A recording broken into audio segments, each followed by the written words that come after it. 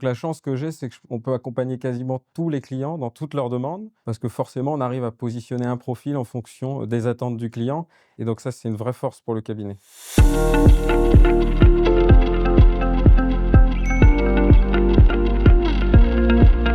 Alors, pour réussir une intégration humaine et durable, je pense qu'il y a 2 mots qui me viennent en tête. C'est faire du sur-mesure et s'adapter dans le temps. Le sur-mesure, forcément, une intégration, c'est beaucoup de nouveautés pour les collaborateurs, des habitudes personnelles, des habitudes professionnelles. Et donc, il faut les accompagner dans ce changement. Et s'adapter, ils n'ont pas forcément les mêmes besoins au même moment. Et donc, il faut s'adapter à chacun pour qu'ils puissent s'épanouir au plus vite et continuer la gestion de leurs clients. Ça, ils n'ont pas besoin de nous. Ils le font déjà très bien. Donc, juste s'adapter au nouveau cabinet, au nouvel environnement de travail. Pour les équipes, j'ai fait comme avec un client, de l'écoute et de la bienveillance. L'écoute, c'est important. Ils ont forcément des sujets qu'ils ne connaissent pas ou des nouvelles méthodes de travail, un nouveau process, une nouvelle offre.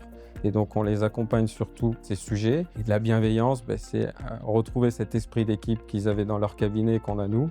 Et donc, on essaye de travailler tous ensemble. Et pour l'instant, c'est plutôt un succès parce que l'équipe s'entend très bien. Et donc, c'est quand même le plus important quand on intègre 2 cabinets.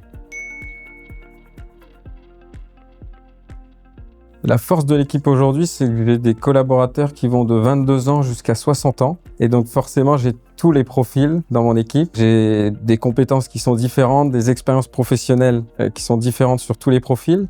Et donc la chance que j'ai, c'est qu'on peut accompagner quasiment tous les clients dans toutes leurs demandes. Parce que forcément, on arrive à positionner un profil en fonction des attentes du client. Et donc ça, c'est une vraie force pour le cabinet.